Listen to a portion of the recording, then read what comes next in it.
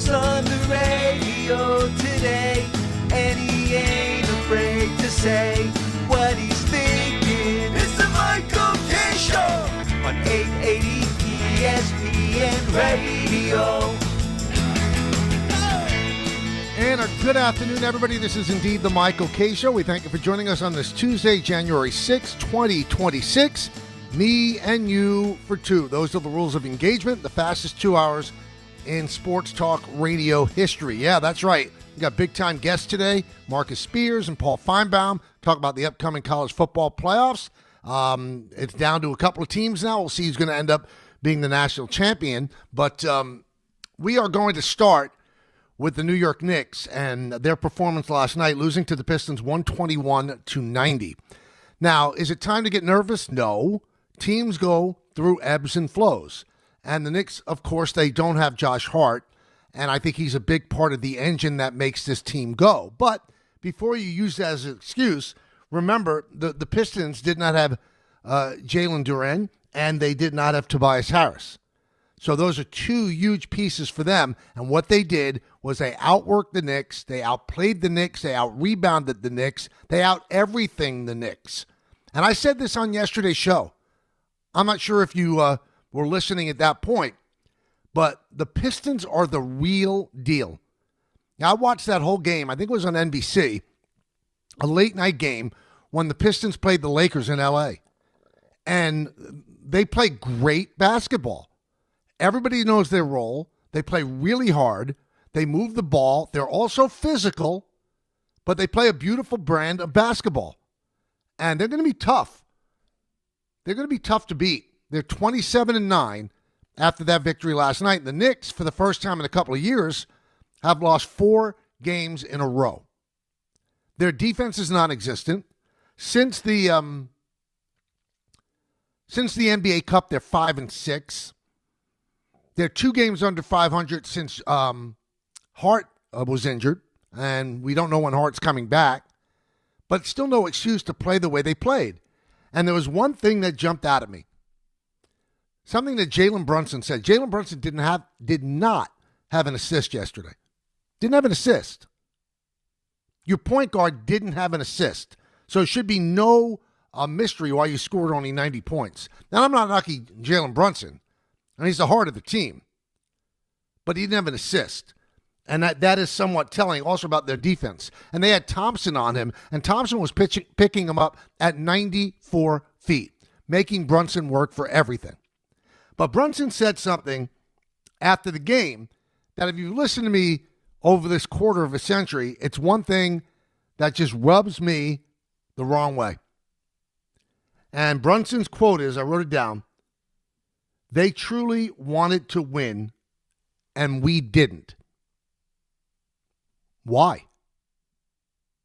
Why didn't you want to win? Don used to always try to talk me straight when we did the show together. He said, that's what they say, rather than say that we got outplayed. But he specifically said they wanted to win, and we didn't. They, the Pistons, had an excuse to play poorly the night before they played in Cleveland. So this was the second game of a back-to-back. But they had something to prove to the Knicks, who knocked them out of the playoffs last year. And they kicked their butt in every which way. Karl Anthony Towns, OG Anunoby, didn't show up. They combined for 11 points. Cat had 6 points, 22 minutes. And if you were watching the game, you wondered, is he playing? Now, I'm going to give Cat a little bit of slack on this. Their new offensive philosophy does not accentuate him the way Thibodeau's did. So he's going to be the one who's affected statistically, but it shouldn't be that he gets 6 points in 22 minutes. Here's the difference between Cat this year and last year. This year he's averaging 21.5 points per game, 47% shooter from the field, 35.6 from the three-point line. Last year, 24.4. So 3 points essentially more per game last year than this year. He shot 52.6% from the field, so about 5% higher.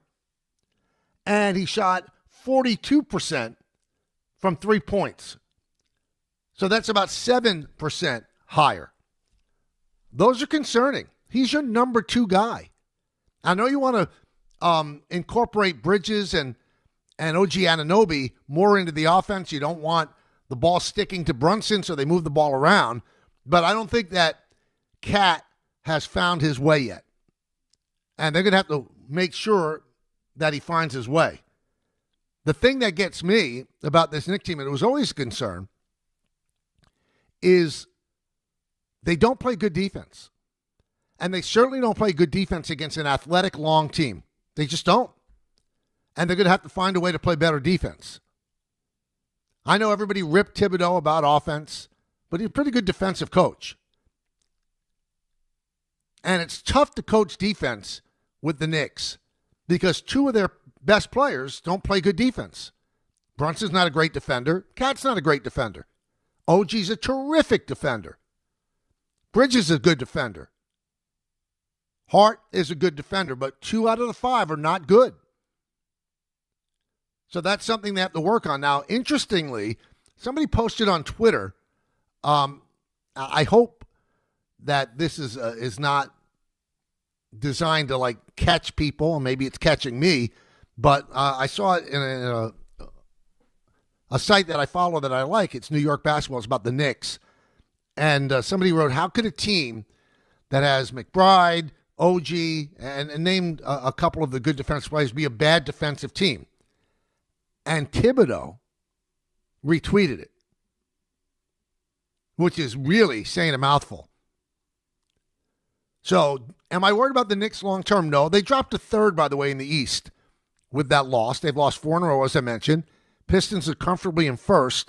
And the Boston Celtics, who everybody thought, they were taking pretty much a travel year, a year in Europe after college because they lost Jason Tatum. Well, they're not.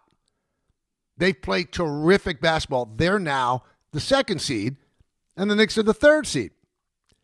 It all comes down to this, people. Are the Knicks going to go to the finals this year? I don't care how they got there. I don't care the route that they take. I don't care if they take I-95 or they take the Merit. They got to get to the finals. They could break down on the side of the road halfway through the trip, but they've got to get to the finals. That team is built this way. The owner expects them to go to the finals. So if you're going to have a speed bump, have a speed bump. I'm cool with it. It happens. So I'm not here to bury the Knicks. I'm not here to bury the Knicks. But they have not played well of late. I wonder if the NBA Cup kind of exhausted them.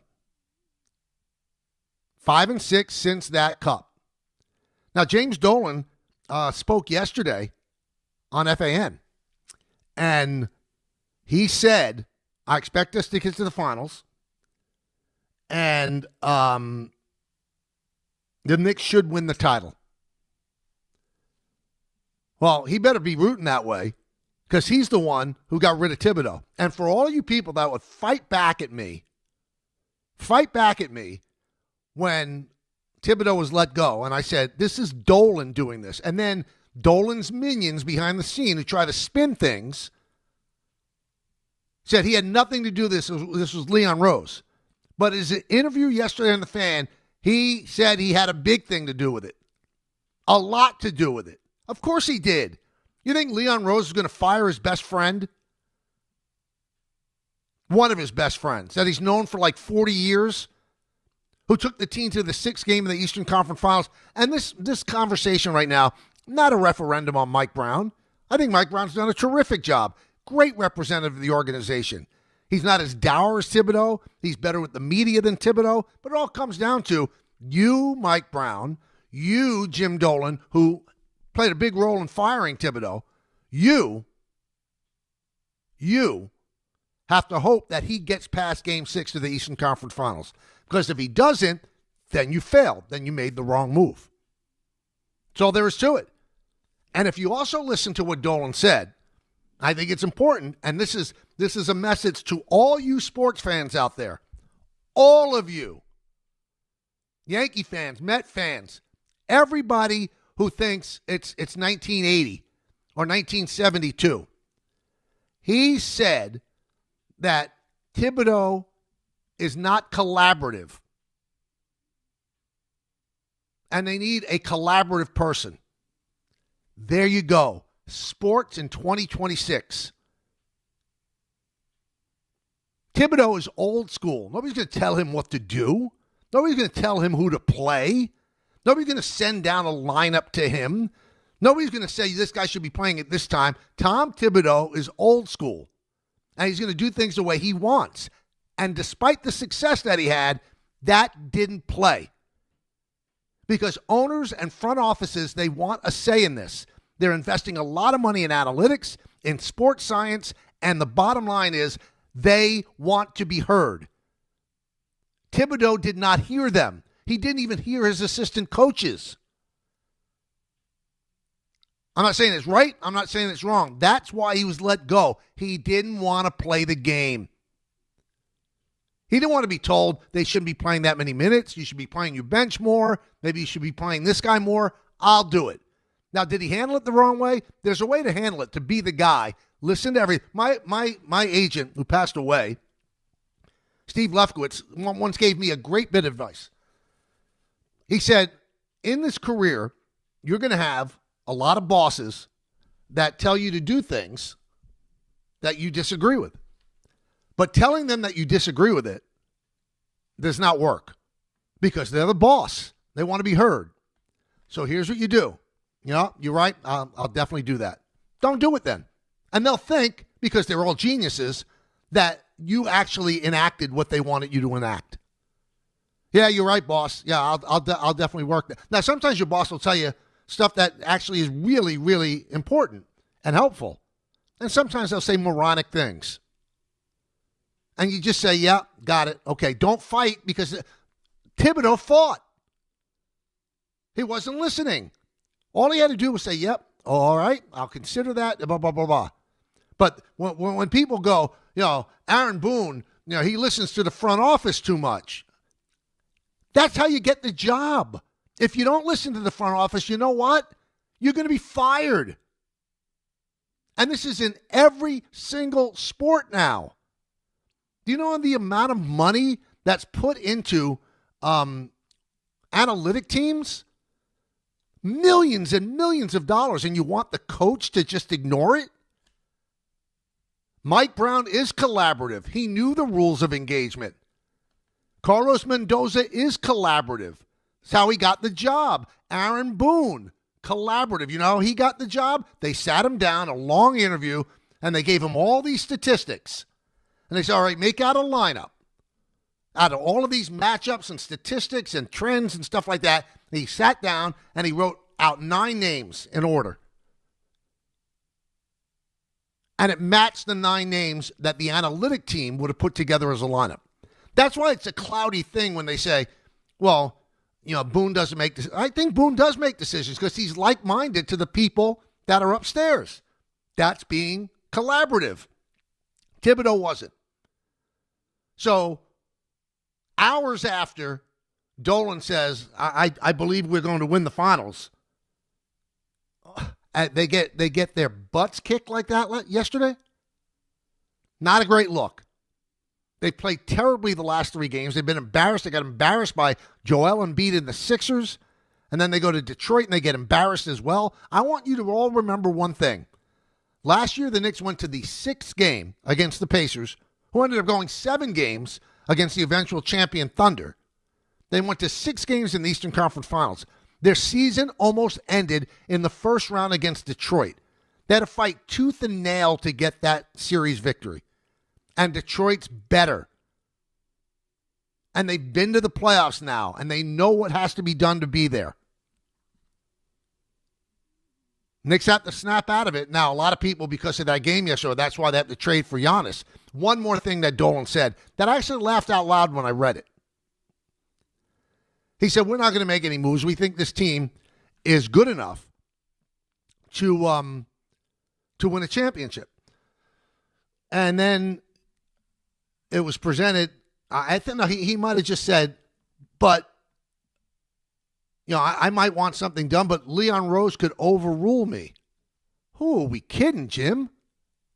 You own the place. Leon Rose is going to overrule you? The way Donnie Walsh tried to overrule you to not overpay for Carmelo and you didn't listen? When you own the team, you make the final decision, the final call. Leon Rose does not overrule Jim Dolan. Chris Drury doesn't overrule Jim Dolan. That's why, to me, and he admitted it yesterday, despite all the spin that was put out behind the scenes by the Garden, Dolan had nothing to do with this. This was Leon Rose. Dolan said yesterday, yeah, I was a big part of it. He's the owner. He's allowed to be a big part of it. But he laid down the gauntlet. They better make the finals. And I said that from the beginning when they made the change. One other thing, just to look into the psyche of people. I've heard some people tell me, you don't really know Thibodeau that well. He wants this team to do well. I know people like Thibodeau. I don't know him personally. And I just know the human condition. Thibodeau would be overjoyed if they don't make the Eastern Conference Finals. Overjoyed. Because that would be a validation on his way. If he gets let go, they bring in Mike Brown, and this team goes to the NBA Finals, doing it in a different way, then Thibodeau's way is not validated. The human condition means that Thibodeau is sitting in front of his TV, watching the game yesterday on Peacock, if he gets Peacock, and gleefully rubbing his hands. Anybody who tells me Thibodeau wants the team to win because he's got a lot of relationships, really? Had a great relationship with Leon Rose. You don't think he wants them to fail? Of course he wants them to fail. I always bring it back to me, because all I could do with any certitude is talk about what I feel. If I was let go by this radio station, you think I'd root for this radio station? What kind of fool would do that? And some of my best friends work there. But it wouldn't be about them. It would be about the people that fired me. Of course I would root against them. Thibodeau wants the Knicks not to win. Because all of a sudden his stock rises. Well, you know what? Thibodeau did it the right way. And even Dolan said yesterday, any young team, would be foolish not to hire Thibodeau. First of all, he wants Thibodeau hired because there's offset language in the contract. He won't have to pay him the $30 million he owes him. So whatever he gets paid by another team to coach, that comes off what the Knicks have to pay him. So of course you're going to sit there and talk him up. But the way he said it, a young team that's looking to get right, Thibodeau did that with us. So he's saying that Thibodeau's not good enough to win a championship. So now the onus is on Mike Brown. Go win the championship. It has not looked pretty. I'm not here to bury the Knicks. It's stupid to do that on January 6th. There's a lot of basketball left to be played. Let's get Josh Hart back, and let's try to figure out Cat's role in this new offense. And you got to tighten up the defense, too. 1-800-919-3776. That's the number. Marcus Spears coming up at 1:30. We're on till 3. At that time, Don Hahn and Rosenberg. I'm really intrigued, and I'll be listening to hear what Alan Hahn has to say about that Knick performance from yesterday. Just dreadful. Again, Knick fans that are bailing on the team because of this, relax. It's a really good team. It's an excellent team. But they're not playing very well. They're not. Bottom line, they're not playing well. You could admit that. I don't think there has to be any seismic changes. You don't have to make that trade for Antetokounmpo because of the last 3 games. But they got to play better, and they got to play harder at times, because when Jalen Brunson says they wanted it, they wanted to win, they truly wanted to win, and we didn't. Wow. There's no more damning statement than that. Why didn't you want to win, Jalen? Why did they play harder than you? Because the one thing that you can always control in every aspect of life, any job that you have, is effort. That's the only thing you can control. You can't even control outcome. You can control effort. You give effort. And when you do, usually good things happen. Why did they want to win and you didn't? Why didn't you want to? What'd you go to Detroit for? You want to see the Henry Ford Museum? Why would you go there if you didn't want to win? Let's hear from Spike in St. Pete. Spike, what do you think about it? Well, first of all, happy, healthy New Year to you. I missed you when you were gone, but I hope you had a great time. Dr. K, you analyzed this beautifully. Your vindictiveness is going to go next to your picture in the Hall of Fame. And I agree with you. I would do the same thing, and I got, I think, 17 years on you. Of course, Thibodeau wants them to, crap out. That's just the nature of the beast. What I didn't like was that Detroit played Cleveland. It's a short plane ride, maybe a bus ride back there. I think asking these athletes to come on in the heat of the moment and make a statement, I'm going to give Jalen Brunson a pass on that. The assists are a function of players making passes. The Knicks crapped the bed last night. They didn't show up. Brunson, no assists, is inexcusable, and he didn't play in the fourth quarter. I don't know what happened, but I've done my homework, and in Mike Brown's previous two coaching jobs, he has a little lull because, as they call it, this film or tape or whatever, digital information out, plus plenty of video. So what I saw last night was the typical team that takes the Knicks apart. The team that has 6'8", 6'9" wings that don't let you get into the paint. Very athletic. Very athletic, and I'll tell you another thing that's troubling me, and I shouldn't think, I'm just buying time in my life right now, and I'm glad I can watch the Knicks. Of course, I'm not giving up on them. I don't think playing cat with Mitchell Robinson is the best way to go about it for a couple of reasons. Ty Butler, who knows basketball inside out, great young broadcaster, calls, appropriately so, calls Jalen Brunson, who makes the effort, and Cat, who doesn't look like he makes the effort, but he's just a big, lumbering guy, calls them traffic cones on defense. All right, it's a little nasty, but it's true. And Josh Hart is certainly, like you alluded to before, along with OG, who's a first-team All-NBA defensive player, no question about it. And Bridges is a good, also a good defensive player. But they got out-rebounded by 15, I think, last night, and they just stopped playing. They stopped playing. So, again, Mike Brown's iterations with first he was with Cleveland, and then he was with Sacramento. The players love it. He's coming in and saying, play fast, play more guys. So the team's all pumped up. The schedule, first 10 was so-so. This middle 10, they had a little softer schedule.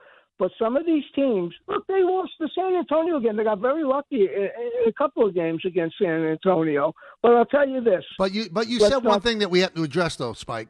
Play fast, play fast. You know that does not help Cat. That's not Cat's game. It doesn't help Cat. I just told you a second ago, you can't play fast when you have two lumbering guys on the court, and there's not a better offensive rebounder and defensive help defender than Mitchell Robinson. You're going to play fast. You got to slow it down. That's why my guess he's going to insert Deuce McBride, who's been shooting the eyeballs out of it. He's 44% from three, and he's probably the best on-demand defender. I know he's 6 feet. With his afro, he's 6'1.5".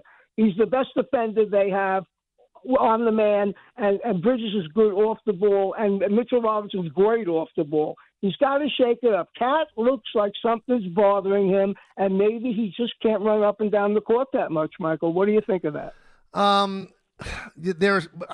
would think that there might be some validity to it, except for the fact that he does have occasional really good games. It all comes down to shooting for him. But he's not going to be able to be part of a fast break team. And they're not really a fast break team. They want to move the ball and move it quickly, get it over the timeline quickly. But they're not like the Showtime Lakers. He should be able to handle it. I think he's in shape. I don't think he's out of shape. Let's go to Joe in West Harrison. Joe. Hey, Mike. Good afternoon. A lot of good points today. And the only reason why I'd say bring up the couple in is because a good defensive shot blocking center will make up for a lot of defensive mistakes. I mean, unfortunately, Brunson is not a true point guard. I mean, I witnessed last night. He's too small. He doesn't play good defense. So you have at least one defender on top that can penetrate and make a problem. And Towns sometimes does come up big and cover up for the mistakes, but not enough. And sometimes you're right. He doesn't look interested. And I don't like the makeup of the team. I mean, they went to the 6th game last year, like you said. I think they could get back, but I just don't feel that way. Like you said, they got a young Detroit, very long team.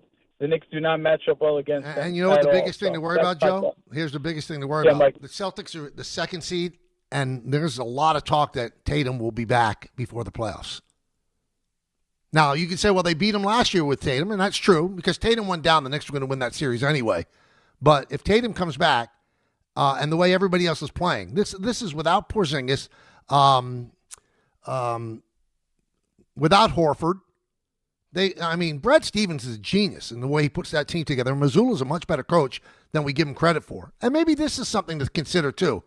In 23-24, the first NBA Cup, the Lakers were 3-7 after beating Indiana in the final. The Bucks last year, they were 5-5 in the next 10 games after beating Oklahoma City.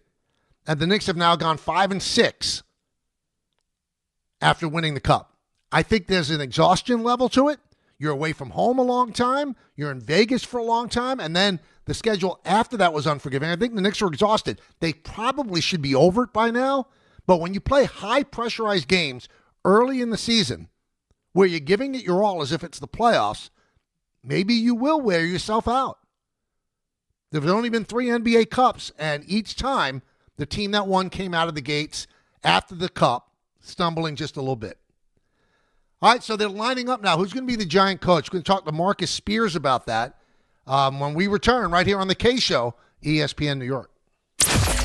Tuesday with Don, Hahn, and Rosenberg. How concerned should Knicks fans be about this 4-game slide? Yeah, it's pretty simple. They just physically kicked our ass. Who should the Giants be looking at to be their next head coach? And the New York Giants is the most attractive job because of Jackson Dart and the talent that they have at a variety of positions. And they're picking at a spot where we can talk about who are they going to take with that 5th pick. Don, Hahn, and Rosenberg today at 3 on ESPN New York and streaming live on YouTube. Do you have trouble getting in and out of the bathtub? Are you afraid you'll slip and fall entering or exiting a tub? Safe Step walk-in tubs can transform your bathtub from an area of concern to a calming refuge. Call them today at 1-800-731-4558 and save $1,600. Safe Step walk-in tubs and showers are proudly made in Tennessee and offer an ultra-low step-in, avoiding that difficult climb over a traditional bathtub wall. They also offer a variety of therapeutic benefits that may help soothe your aching muscles and joints, increasing your mobility, boosting your energy, and improving your sleep. Safe Step walk-in tubs are designed to easily fit your existing tub space and are often installed in as little as 1 day. Just dial 1-800-731-4558 today to save $1,600 and receive a free shower package. That's 1-800-731-4558 for a free no-obligation consultation and to save $1,600. Safe Step walk-in tubs. Safety never felt so good. Listen up, football.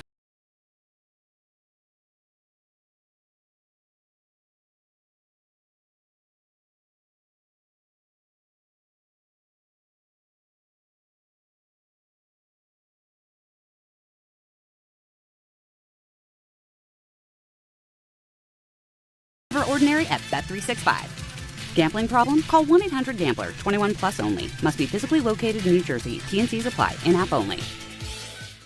Hey, New York and New Jersey. Commitment issues? No problem. Now you can get unlimited talk, text, and data for $25 a month forever, as in for life. Switch now at boostmobile.com. After 30 gigabytes, you may experience slower speeds. Pay $25 a month as long as you stay on the Boost Mobile Unlimited plan.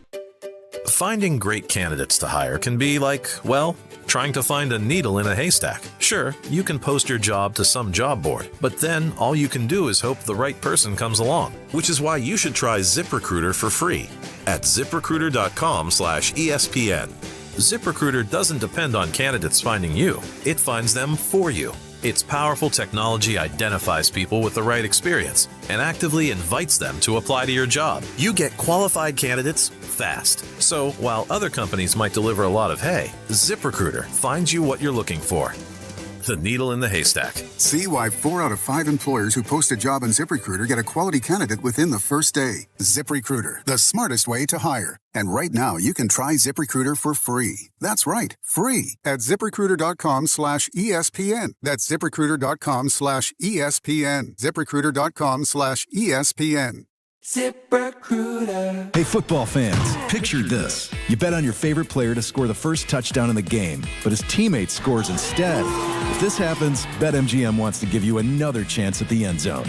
With BetMGM's second chance promotion, you'll get your stake back if your first touchdown scorer scores second instead. Really? That's right. Bet on any pro football player to score the first touchdown of the game. If you're right, you win.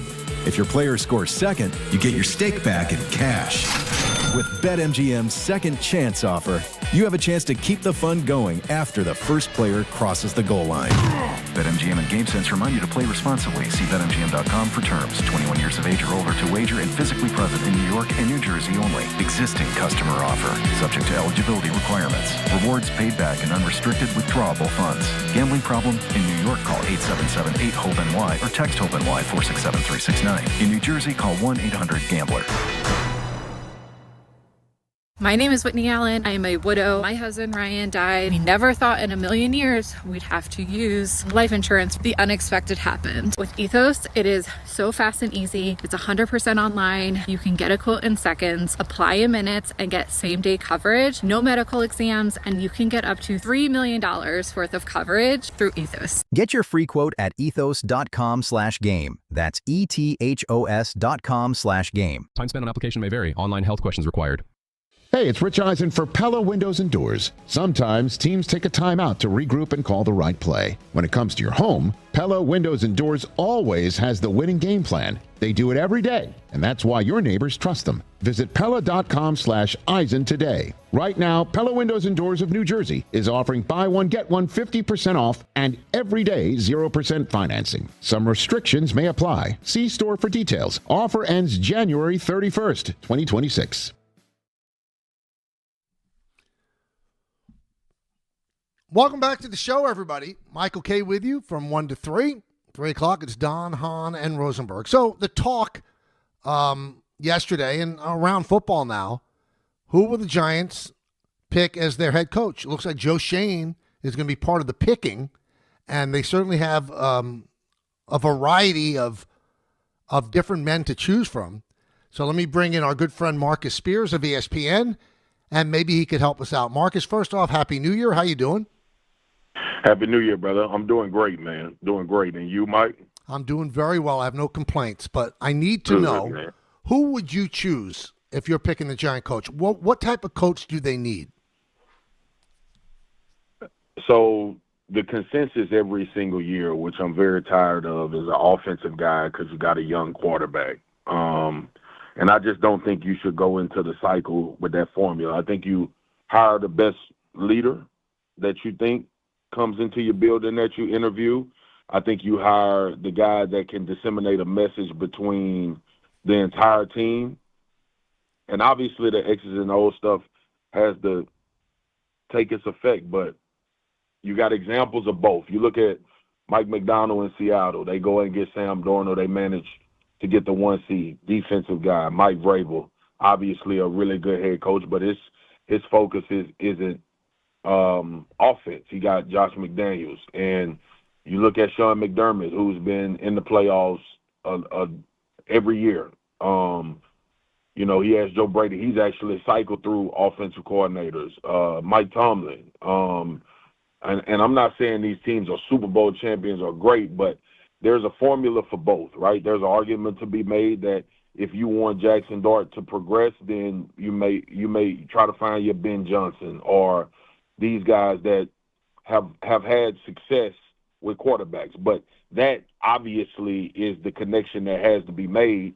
The head coach and the quarterback needs to be on the same page. I just don't think it necessarily has to be an offensive guy. All right, we saw. Go ahead. A lot of the young defensive coordinators that are being considered, they're young and they haven't coached before. Is it important, Marcus, in your mind, to bring in somebody with some gravitas that's done it before, because they swung and missed on McAdoo, they swung and missed on Judge, they ended up swinging and missing on Dable? Can they afford to bring in another young guy who's never done this before to coach the New York Giants? I think you can bring in a young guy, like I said, if he is going to ignite something. And look, Mike, I'm talking about all of this with the prism that the guy has the X's and O's and whatever his particular thing is, and he understands how to set a schedule during the day. I'm rooting all of that out, right? Mm-hmm. Like, that's not, if we have to talk about that, he shouldn't be your head coach. So I'm more in tune with how can this guy get the guys to play for not only him but for each other. That seemingly is the common denominator with all of this. Dan Campbell went through his awful year or two at Detroit, but that seems like a team that plays for their coach but plays for each other. Vrabel obviously sped that up with the Patriots. You look at Liam Cohen in Jacksonville, the success that they're having. It's not just him being an offensive guy. Yes, Trevor Lawrence is playing better and he's having success, but it's also about how you see the team respond. And I think the Giants need to be in that line of business as opposed to hiring a coach for the quarterback. I think that sends the wrong message immediately, right? Like if this is a good offensive coordinator, but he also is a leader of men. He also relates to the players in the locker room. He also knows how to galvanize and get guys going in the belief that they can win games. Then you got the perfect symmetry with the coach and the quarterback. But I think those other things are far more important, and you find guys that can teach and develop and progress you at that position if that's not your area of expertise. So I'm wondering, because everybody's saying this is a coveted job because they have the young quarterback. And I just want to ask you, Marcus, I respect your opinion so much. Are you sure that he's the guy? Are you sure that Dart is the real deal? No, I'm not sure. But I'm late to the party on quarterbacks more than probably anybody. Because I just think it's very hard to play. And I think year two, when everybody knows your game, if you can go out and have success, that says a lot to me.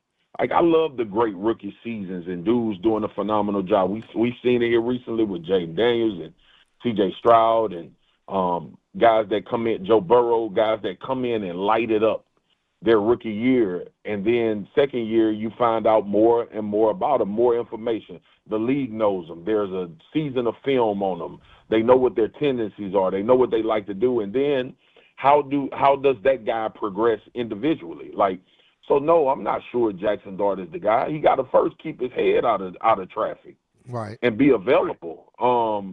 But you see the arm strength, you see the team play hard, you see the spark that he provided. But you got to be careful about that spark, because sometimes that spark is just a little bit more than the disaster that you've been going through.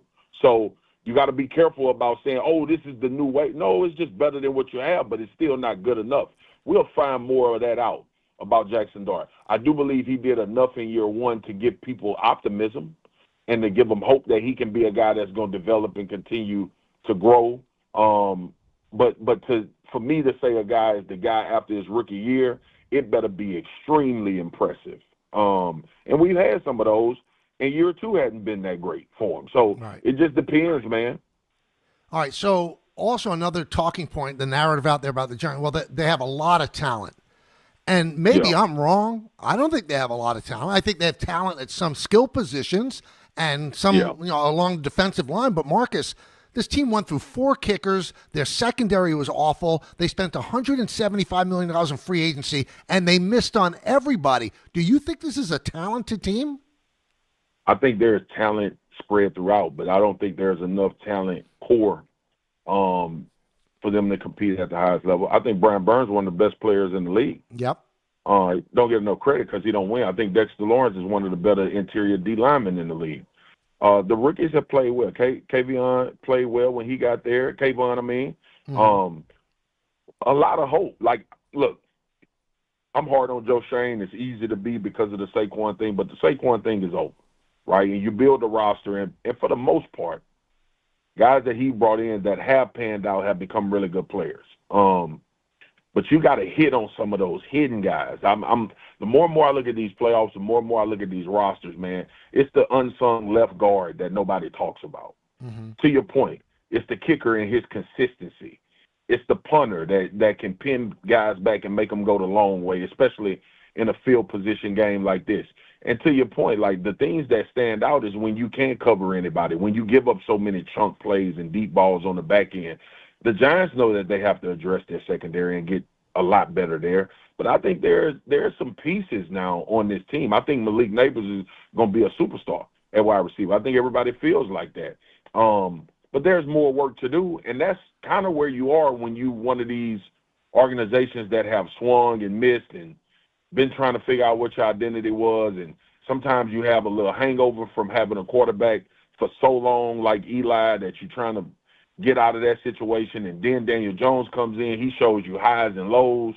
So there's been kind of a turntable at the most important position, which is ultimately what you judged at. But I think the Giants need to do a better job filtering the rest of their roster. And maybe it's not superstars or your unsung heroes, but I remember playing against the New York Giants when nobody talked about Kareem McKenzie, who I thought was one of the best offensive tackles in the league. And you had that offensive line that did a phenomenal job. The backfield was not only loaded with Brandon Jacobs, but it was also a deep backfield. So that's what the Giants got to get back to. Like this, we not sending rockets out of space, Mike. Like the blueprint is out there for how to build and become a good team. And this first is going to be the line of scrimmage. And then you got to find those pieces that fit. All right, before I let you go, I want to go to the other side of town. The Jets had an awful year. And you've told us before on the show that, you do have a previous relationship with Aaron Glenn. And Aaron Glenn promised a lot of things, Marcus, and I don't think he delivered on them. What's your take on it? It would have been hard. It would have been hard not to fire him.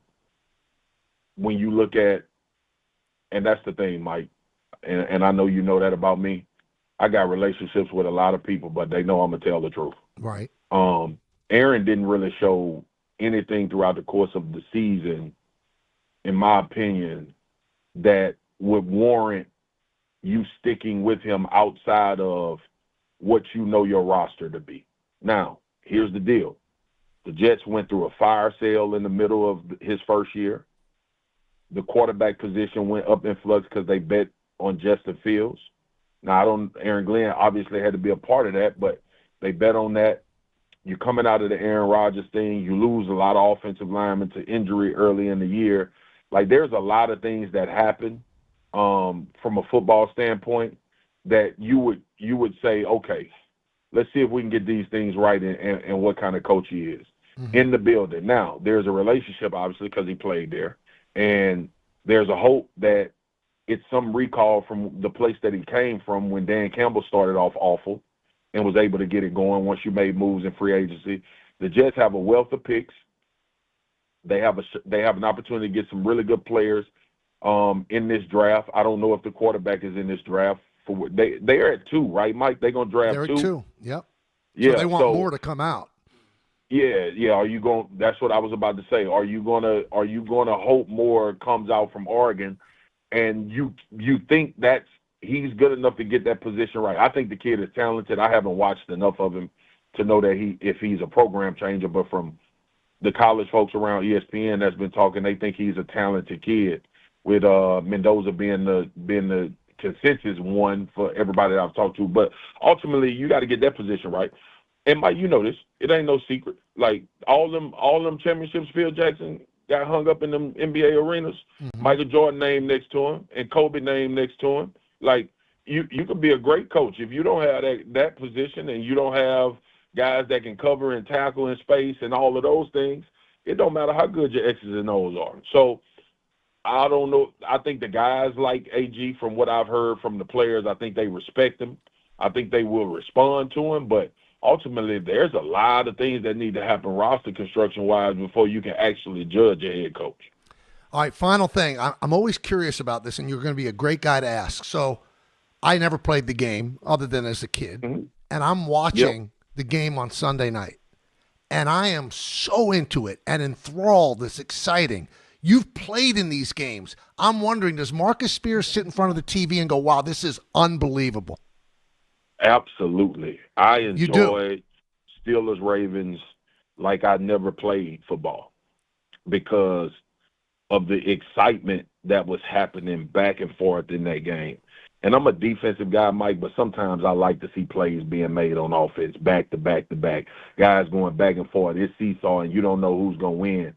And obviously it comes down to a kick at the end of the game, which a bunch of times it happened with the Patriots in the Super Bowl or at critical times. And if it goes in, you remember it as a champion and the best ever. And if it doesn't go in, we talk about should your coach get fired? And is the quarterback good enough? Is his cap too high for you to keep him? You see how that worked, Mike?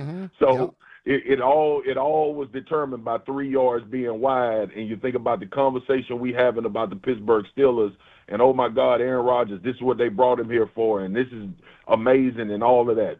Everybody's speaking from hindsight right now. So which you is loved great. it. You loved it. I loved it. I loved it. It was amazing. Me too. You're the best, man. Thanks. We'll talk to you next week. Thank you. All right, brother. All right. Talk. We're going to hear from Aaron Glenn and Darren Mougey when we get back. Hey, FanDuel is giving all customers a profit boost every college playoff game day. That means more chances to level up your picks and turn big moments into even bigger wins. Ride with the favorite, take a shot on the underdog, or build a parlay. Then apply your profit boost and go for bigger winnings. FanDuel is the best place to get into the football action all playoff long, and when you win, you'll get paid instantly. So visit FanDuel.com/local to get your college playoff profit boost today. 21 plus and physically present in New York. Opt-in required. Bonus issued as non-withdrawable profit boost tokens. Restrictions apply, including any token expiration and max wager amount. See terms at sportsbook.fanduel.com. Now, for help with the gambling problem, call 1-877-8-HOPE-NY or text HOPE-NY 467-369. The NFL playoffs are here, and it all starts with Wild Card Weekend powered by Verizon. Man, it all comes down to this. 12 teams, 6 games, 3 days, and 1 epic weekend. My goodness! It's win or go home, and every moment counts on the road to Super Bowl 60. It's a touchdown! Wild Card Weekend powered by Verizon. January 10th through 12th. Visit watch.nfl.com for the full schedule.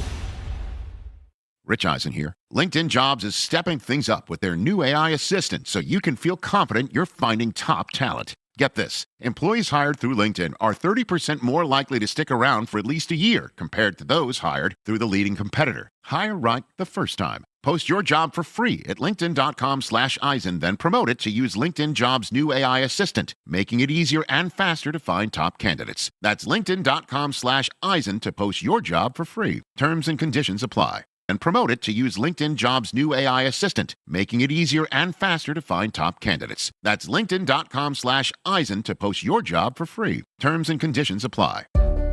Ox Spine at New York Presbyterian is always in pursuit of a better way to heal the spine. We're getting more people moving again with minimally invasive, non-surgical, and surgical treatments, with innovative solutions for every back and spine condition and your unique needs. Expert spine care is available now across New York City and Westchester. Find a doctor at nyp.org/oxspine. Stay amazing. New York Presbyterian. If you've been injured in an accident that wasn't your fault, then you need a lawyer who knows New York's unique personal injury and workers' compensation laws. At the Parisman Firm, they have decades of experience handling all types of accident cases and a proven track record of delivering huge results. Their team has already recovered nearly $1 billion for injured New Yorkers. From construction to car accidents and slips and falls, they've got you covered. Call the Parisman Firm now at 718-WORKERS, where your case is their cause. Get the justice you deserve today. To the net. Score! The New York Islanders are back in action with a brand new theme night schedule you won't want to miss. Bring your friends out for the holidays and take home a custom holiday replica jersey or arrive early for special bobblehead giveaway nights for Matt Barzell and Bo Horvat. Barzell for Horvat. Score! Explore the full theme night schedule at NewYorkIslanders.com. At Uline, they know going the extra mile takes hard work. For companies pushing to go further, Uline will go the distance with you. 24/7, they answer the phone to get you the shipping and industrial supplies you need. Business can move fast. Unexpected large orders, adverse weather, new safety guidelines, and changing economic trends. Uline works hard keeping 41,000 items ready to ship, minimizing detours on your way to the extra mile. Visit uline.com.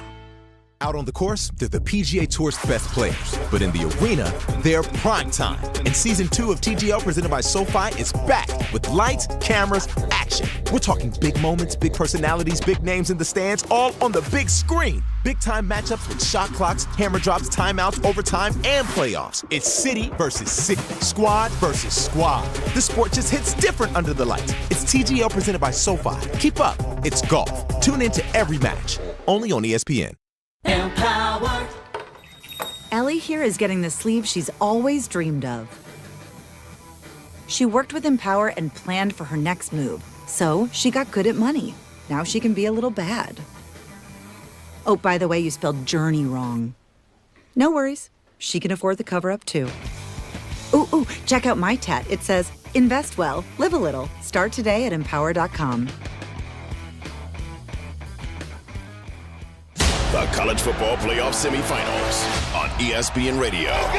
Thursday in the Verbo Fiesta Bowl. From 47 yards, he got it! Ole Miss faces Miami. And it's intercepted! It's going to be a Miami pick six! Then on Friday in the Chick-fil-A Peach Bowl. It's Indiana, Oregon. The College Football Playoff Semifinals, 7 Eastern. Thursday and Friday on 1050 ESPN and the ESPN New York app. Well, Game Time is brought to you by Tullamore Dew Irish Whiskey, because when it's game time, it's Tully time. 7 p.m. St. John's trying to bounce back from a really, really tough loss at the Garden. They'll travel to Hinkle Fieldhouse to play the Butler Bulldogs. Coverage begins at 6:40 p.m. right here on ESPN New York. At 7:30, the Islanders host the Devils at UBS Arena. Tullamore Dew, the original triple distilled, triple blended, triple cask matured Irish whiskey. Be sure to grab a Tullamore Dew or try the new Tullamore Dew Honey during today's action. Glass up to enjoying Tullamore Dew responsibly.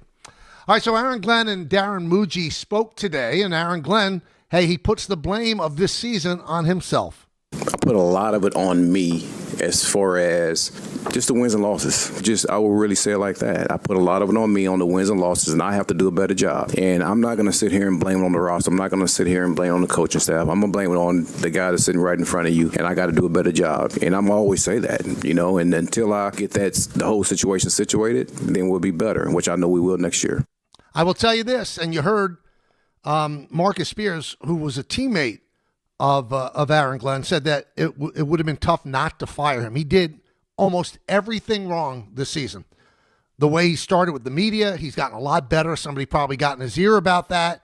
The defensive coordinator that he chose, the quarterback that he chose, it didn't work. It didn't work. But I'm not a proponent of firing a guy after 1 year. But I will tell you this, if they have a year like this one next year, they will fire him.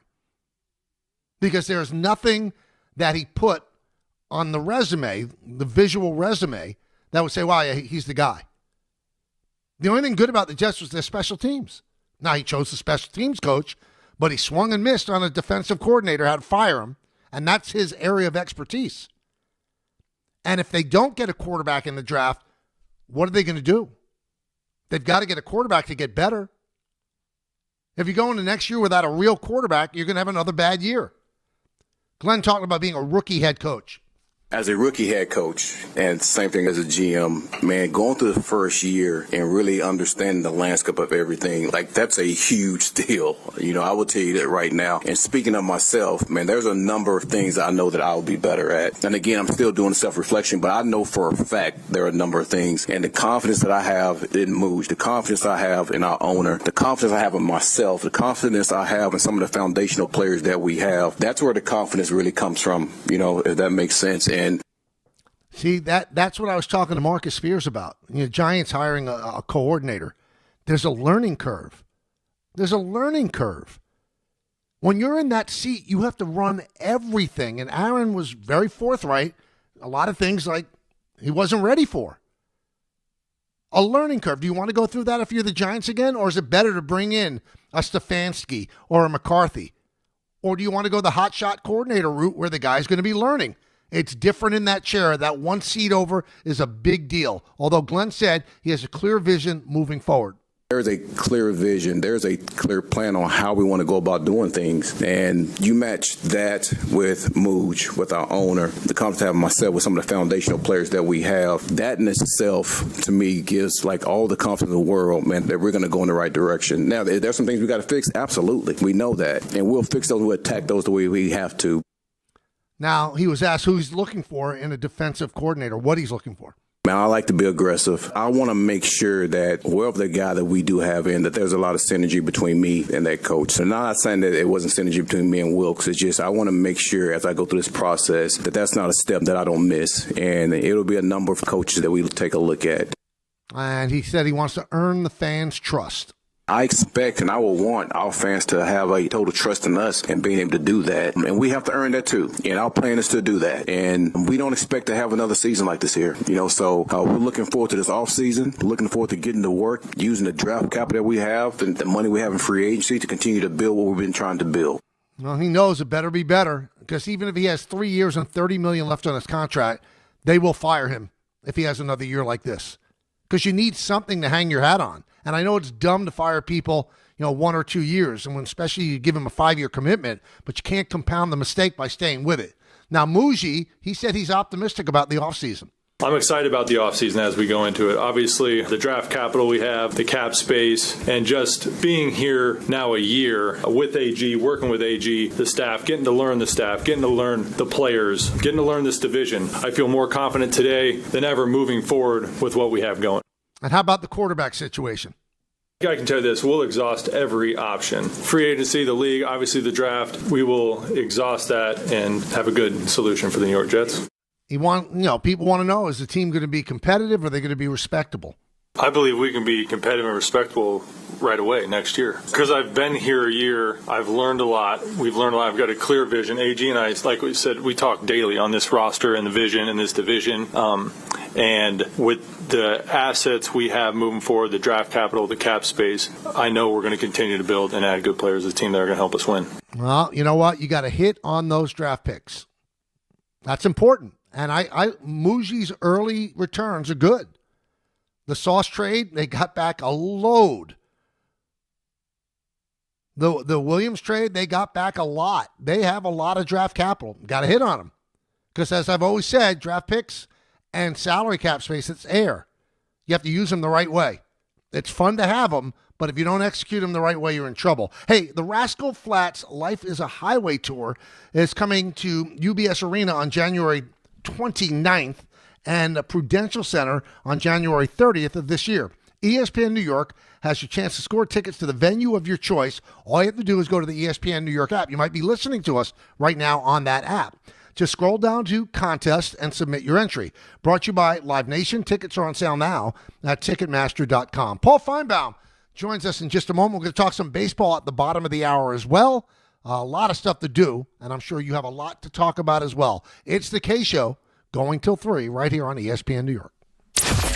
Tuesday with Don, Hahn, and Rosenberg. How concerned should Knicks fans be about this 4-game slide? Yeah, it's pretty simple. They just physically kicked our ass. Who should the Giants be looking at to be their next head coach? And the New York Giants is the most attractive job because of Jackson Dart and the talent that they have at a variety of positions. And they're picking at a spot where we can talk about who are they going to take with that 5th pick. Don, Hahn, and Rosenberg today at 3 on ESPN New York and streaming live on YouTube.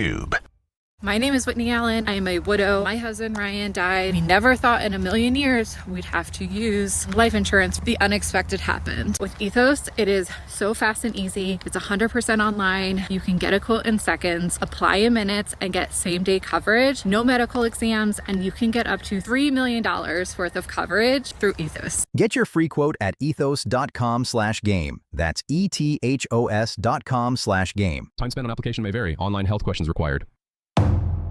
Avatar Fire and Ash has arrived. I am the fire! Get your 3D tickets now for the greatest chapter of the biggest saga in history.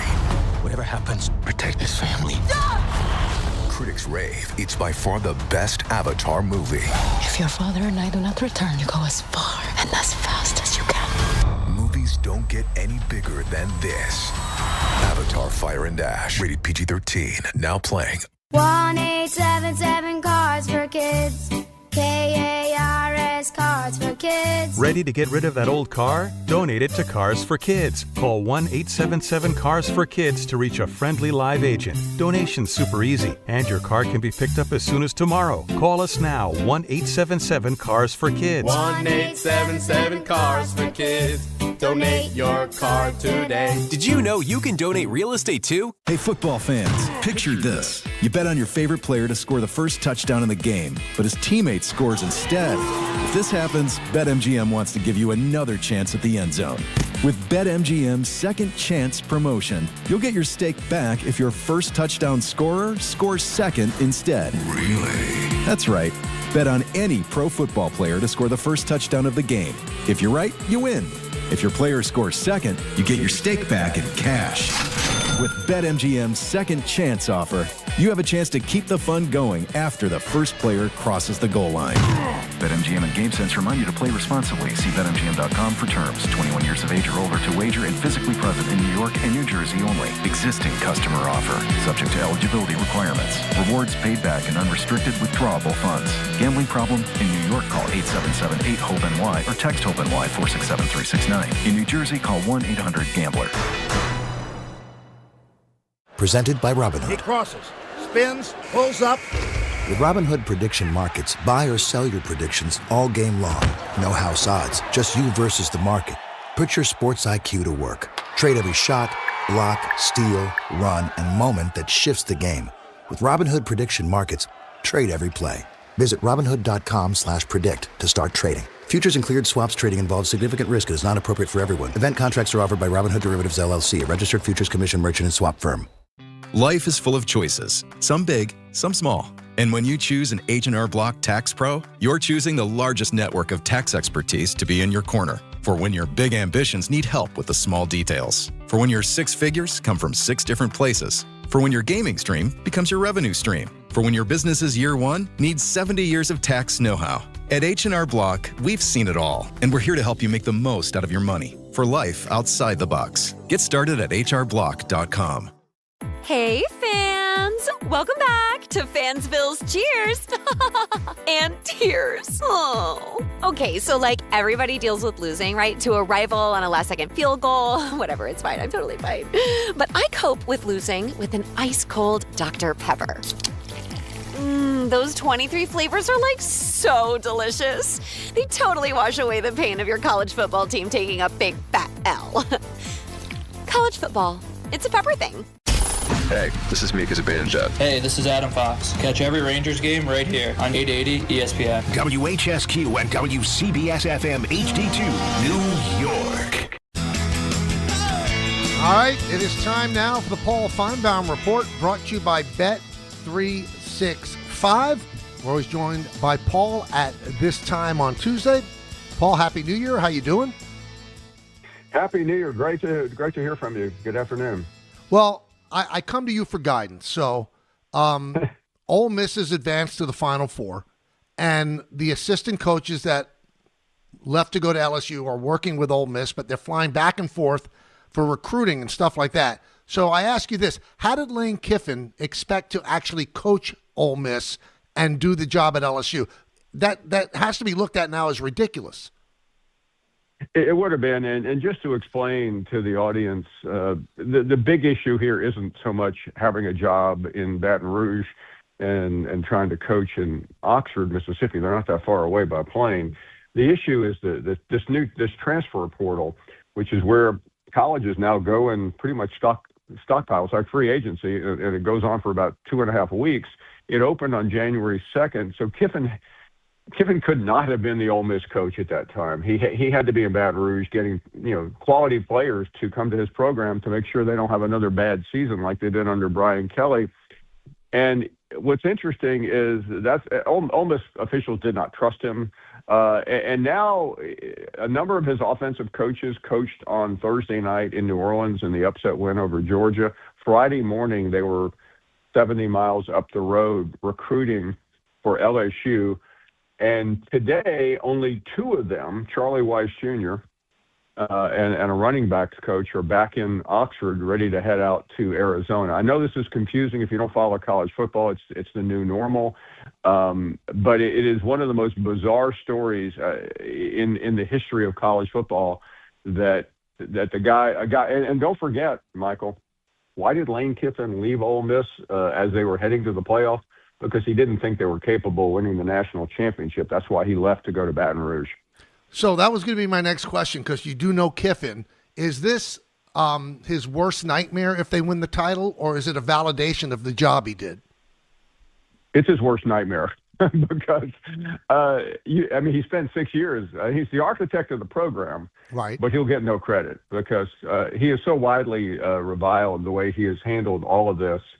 And, enough about America's team and Cinderella stories, but in many ways, Ole Miss is that. They have not won a championship since '63. That was before integration in the SEC. It's so long ago, it's ridiculous. And he did it. He's their best coach since that era. But like Lane Kiffin has always done, there's always something about him. You can find maybe a handful of other athletes or coaches. Just to go old school, 40 years ago, 50 years ago, it's like Billy Martin. Everything Billy Martin. Billy Martin could win the World Series, and then you get into a fight with Reggie Jackson at a nightclub afterwards.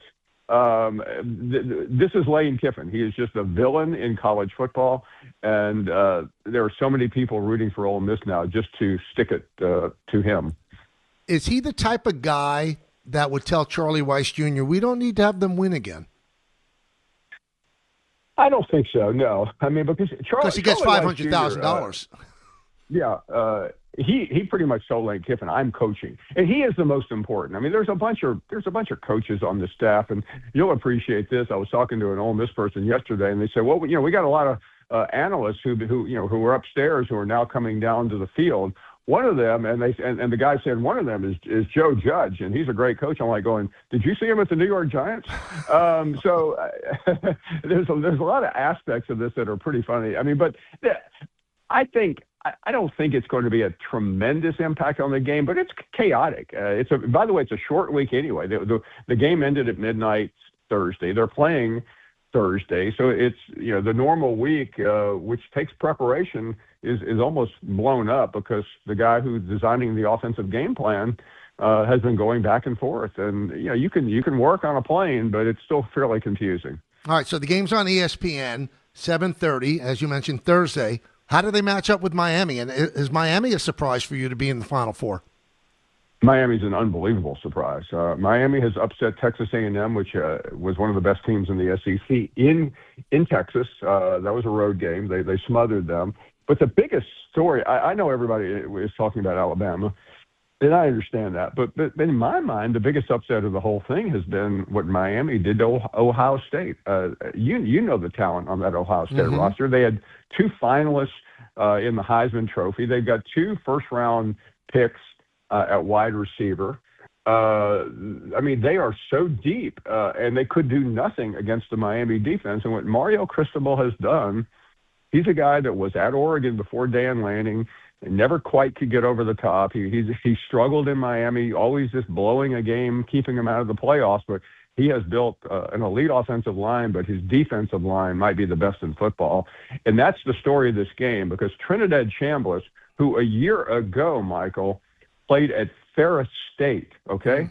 That's a D2 school. He showed up at Kiffin found him on film somewhere. They invited him to come.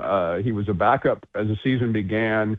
And for those who watched the game against Georgia, he had 3 or 4 plays in a row that are as dynamic as anything I have ever seen. And that's really, I don't think he can get away with that, though, against Miami. Now, he's trying to get that 6 year of eligibility. What do you think the odds that he gets it? I think they're pretty good. The NCAA has just the worst record in court right now, and I think they're afraid if they deny it as much of a feel-good story as he is, it will get overturned, and they will look even dumber than they already look. So I think he'll get it. All right, so how do you handicap Oregon, Indiana? The other game, that'll be on Friday, 7:30, also on ESPN. It's interesting. There have been 2 rematches already in the CFP. Alabama beat Oklahoma, which had beaten them earlier in the season, and then Georgia Ole Miss. Ole Miss lost to Georgia in October. They beat them last week. There was one other rematch, Georgia and Alabama in the SEC championship game, and Georgia won that after losing to Alabama. I'm bringing all this up. I think if you're thinking about Oregon, that's the thing that you have to worry about. I'll spare you the cliches about beating a team twice in a year. Sometimes it really doesn't matter, especially if you play the Jets or the Giants. But I think in this case, Indiana is the best team, and I think they'll prevail. Oregon's very good. Dante Moore is the second-best quarterback in the country. The best is Fernando Mendoza, who plays for Indiana. So they're likely to be 1 and 2 in the draft. For those of you keeping score and thinking about who this number 2 pick might be, and they're both outstanding. But I think overall, what I saw from Indiana against Alabama was one of the most incredible performances I've seen in recent years in college football. Talking with Paul Finebaum here on the Michael K. Show. Paul, what are you hearing about Moore? Because you read some things he might stay in another year. Then Todd McShay is saying that he's told people he doesn't want to be picked by the Jets and he won't come out. Do you think he's coming out? I think a little bit depends on this. If they can get a win, I think it might vault him a little bit. But you're a lot of people are saying, well, why wouldn't you come out if you're going to be the number 2 pick? Well, you just said it a minute ago. Show me somebody that wants to play for the Jets. That's number 1. And number 2, you can make $5 or $6 million staying where you are. Money is everywhere in college football, but it's hard to find it any bigger than in Oregon, and the reason is Phil Knight's Nike money out there has been funding that program forever. So it comes down to that. He might listen. Now everybody's got agents, so he might be able to figure out, okay, can I go somewhere other than the Jets? And by the way, maybe I don't know that. I'm just it's easy to say that. Maybe he wants to play for the Jets. Yeah, I mean, it is New York, and if he believes in himself, he could do very well. But then Sam Darnold will talk him out of it. The championship game is January 19th. I got to ask you this. Just to me, it's so obvious, but maybe you have the answer.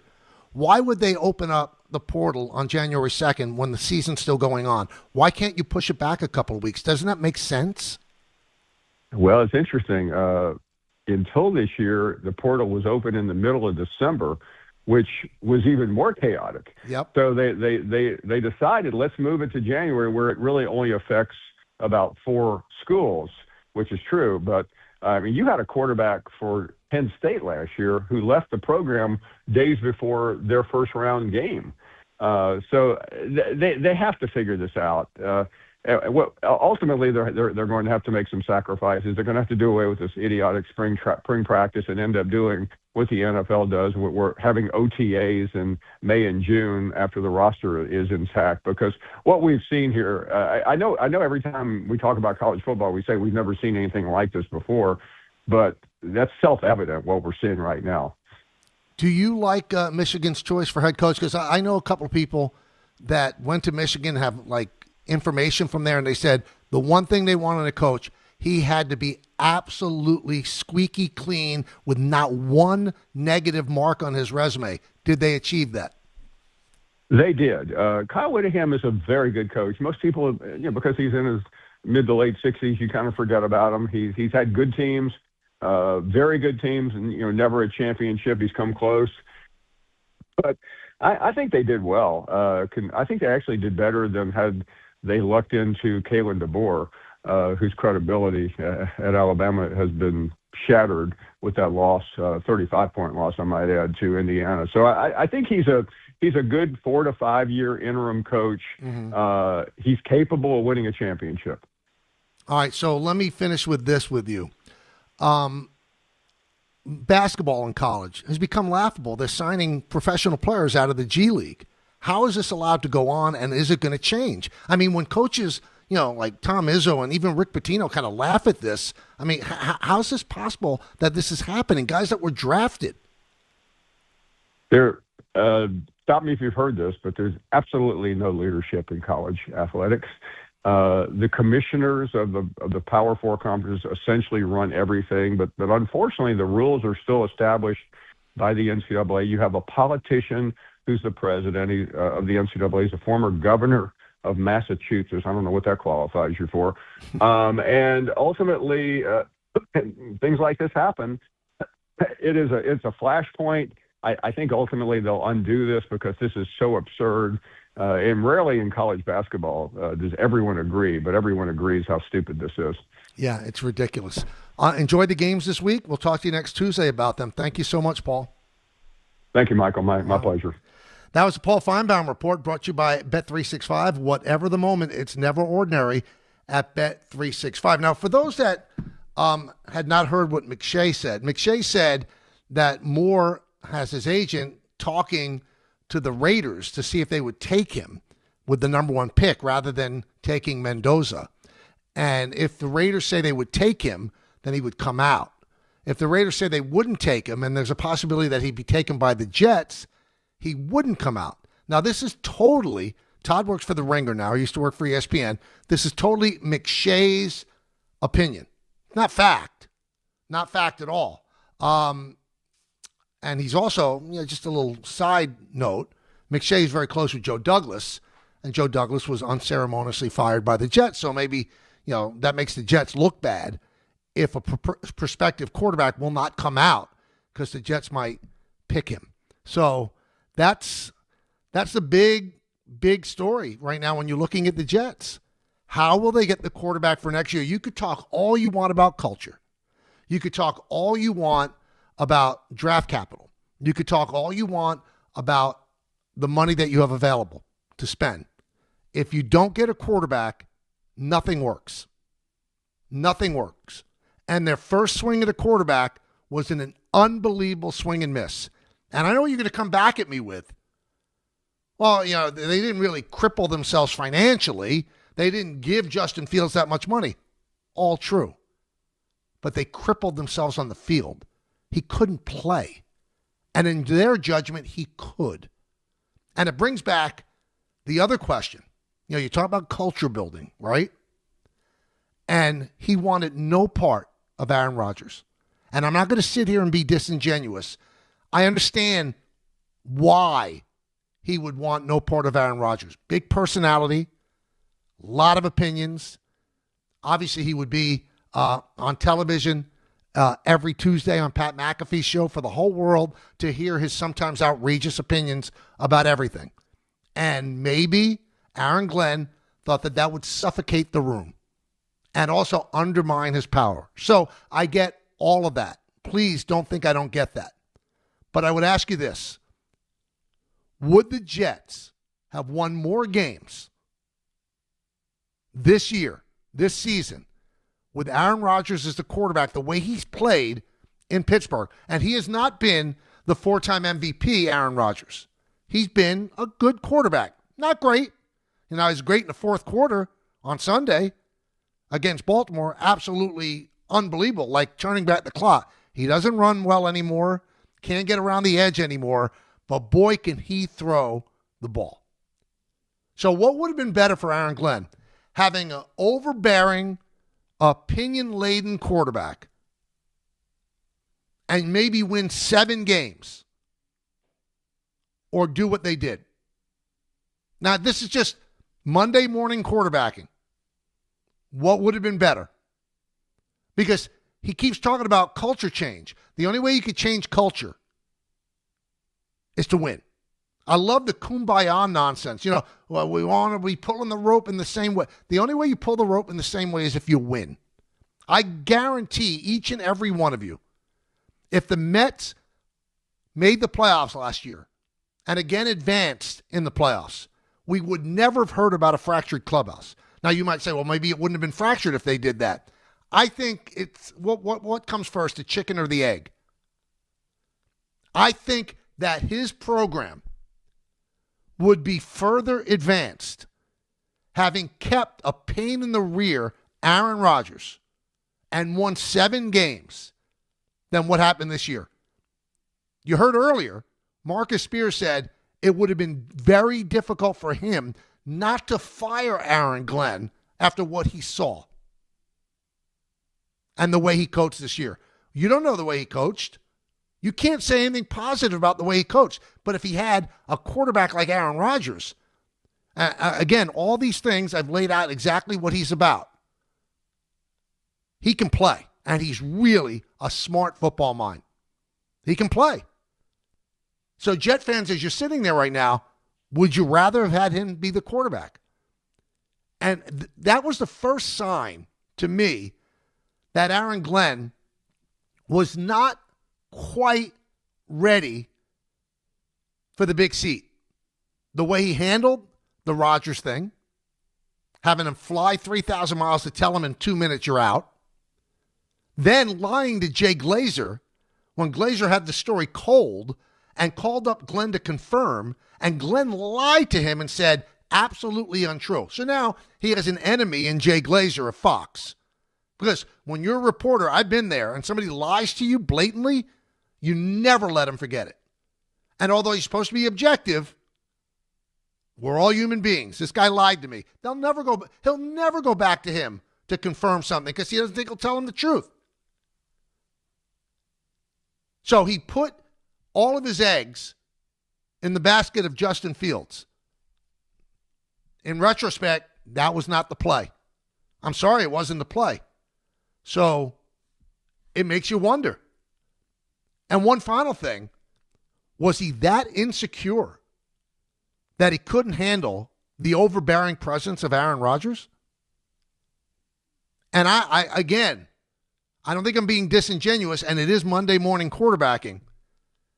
But last season, the Jets fired a coach at 2-3, brought in another coach who didn't coach. Ulbrich was awful. And they had a 42, 43-year-old quarterback, and you know what? They won more games than this team did. So how's that a step forward? So the promise is, well, it all starts with quarterback. And your judgment was Justin Fields. You'd rather have Justin Fields than Aaron Rodgers. Aaron Rodgers took the Steelers to the playoffs. Justin Fields took you to the woodshed. That was your decision. You can say, well, Mougey's decision. No. Aaron Glenn was hired first. Mougey came after him with the imprimatur of Aaron Glenn. Mougey is Aaron Glenn's choice as the GM. So don't tell me that Mougey went rogue and said, oh, Justin Fields is the guy. Because we heard Aaron Glenn say, I had the toughest time game planning for this guy when I was in Detroit. Other teams didn't this year. It's not that hard to game plan for a guy who, I don't know, can't throw, won't throw, has to have huge separation before you even try to throw. And that's the guy that you thought, that's the guy that's going to transition us into a good team. So you're still nothing at quarterback. Nothing. And if Moore doesn't come out, you're going to have to swing a deal for a quarterback. You're going to have to hope that somebody is unhappy and it shakes loose because you got the draft capital to make a deal like that. But do you trust the people in charge that they're going to pick the right guy? ESPN New York Survivor is officially wrapped up. Over 3,000 entries completed this NFL season for $5,000, or they competed, not completed, this NFL season for $5,000 grand prize. And 9 survivors made it to the end with correct picks every week. At ESPN New York, Chris Canty outlasted all 13 other hosts, finally getting knocked out in week 14.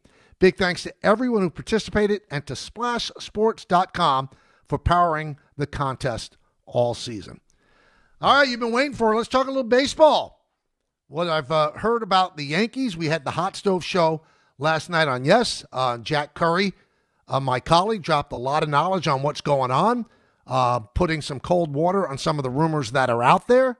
We'll talk about that in just a moment, and you get involved as well. You know the number, 1-800-919-3776. Lot to do, lot more to go. We go till 3 o'clock, and at that time, it's Don, Hahn, and Rosenberg right here on ESPN New York.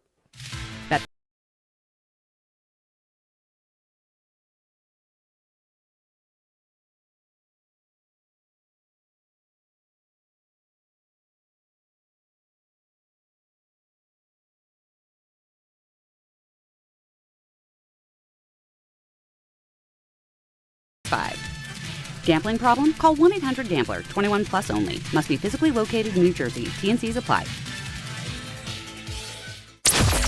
Tuesday with Don, Hahn, and Rosenberg. How concerned should Knicks fans be about this 4-game slide? Hey, it's pretty simple.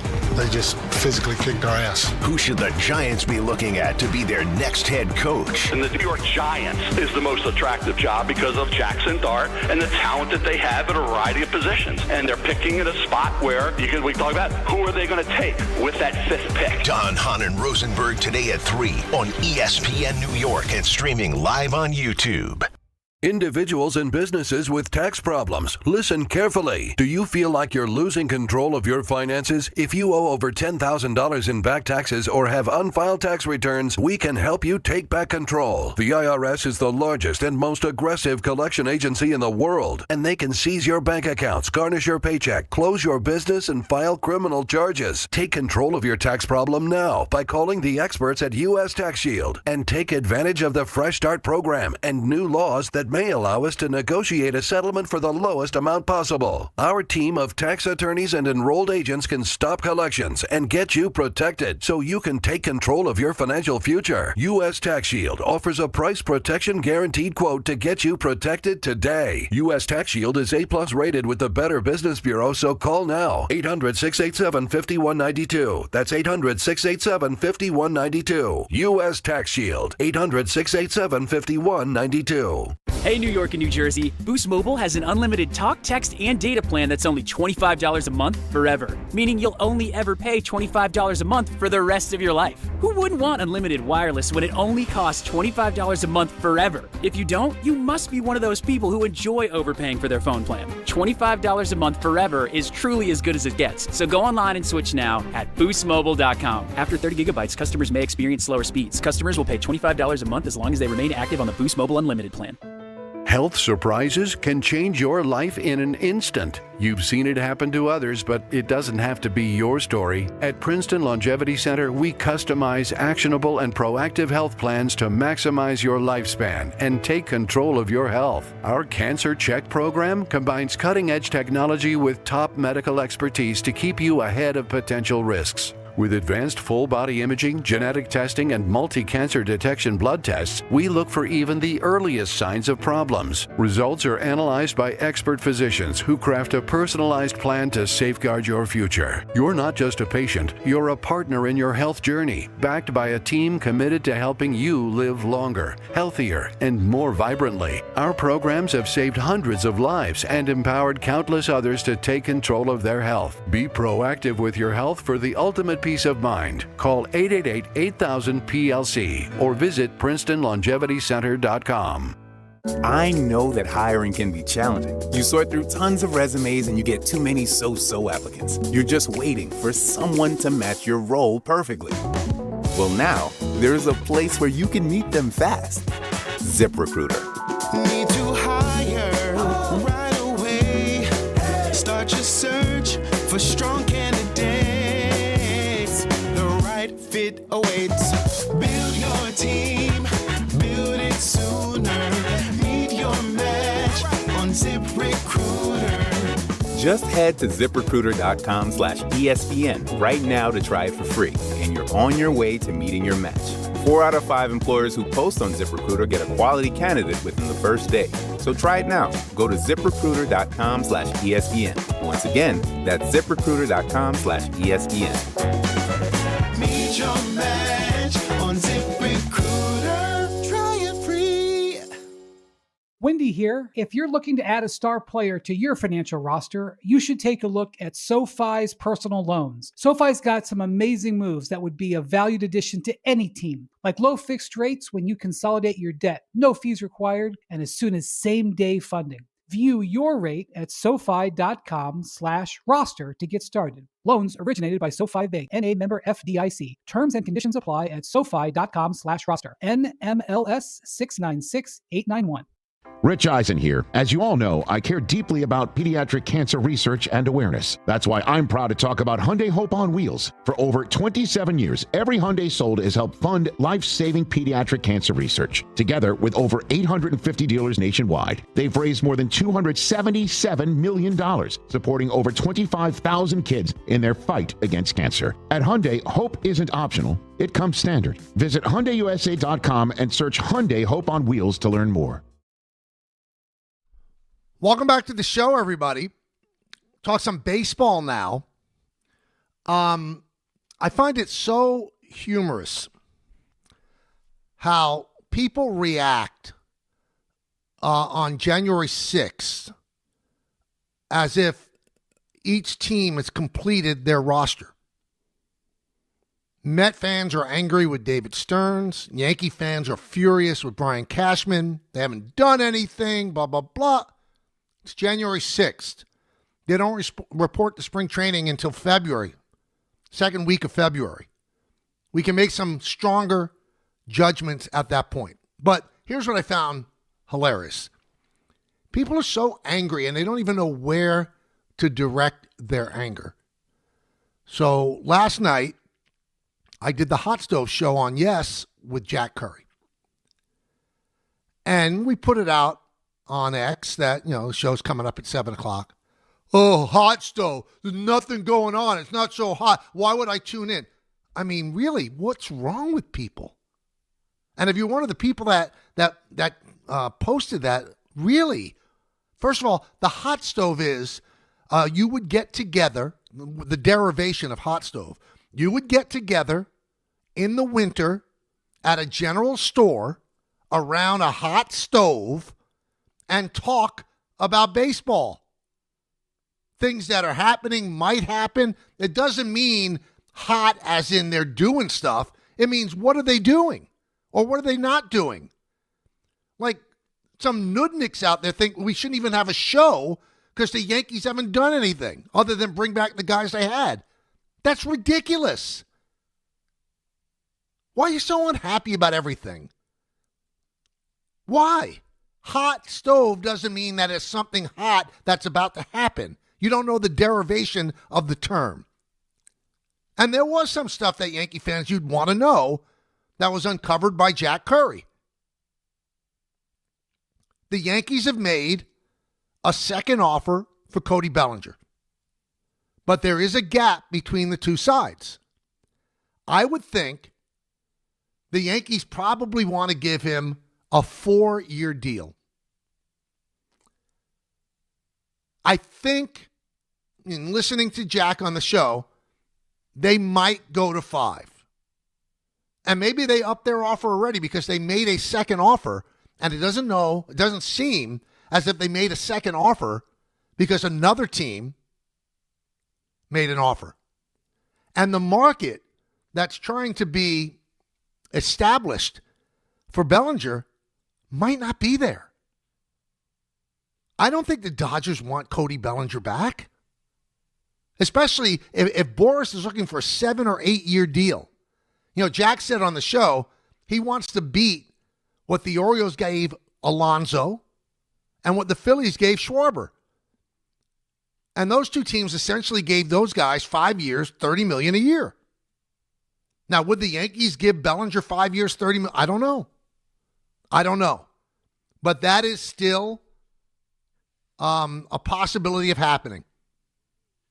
They talk about the Dodgers.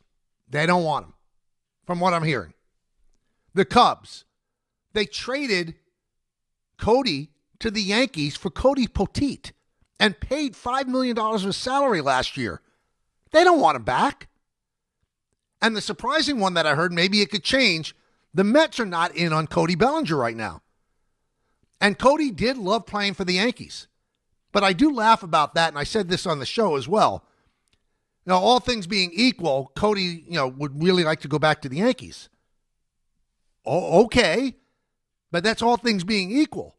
So if the Yankees offer him 4 years at $100 million, and the Angels offer him 5 years at $125, I think he's going to go to the Angels because you don't hire Scott Boras as your agent if you're going to be ooey gooey about your decision. You just don't. You're trying to get the most money. So I think that his love of playing for the Yankees and his dad's career with the Yankees, winning 2 World Series with them, I think that comes into play if the offers are close. If they're not, I don't care how much he loves the Yankees. He's going to go somewhere else. And I think it might come down to this.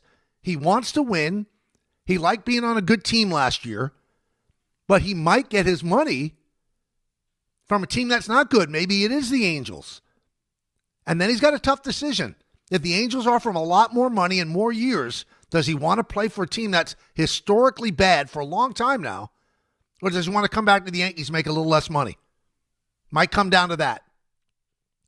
A lot of people I've seen on social media talking about how the Yankees haven't done anything. Other teams are signing players, blah, blah, blah, right?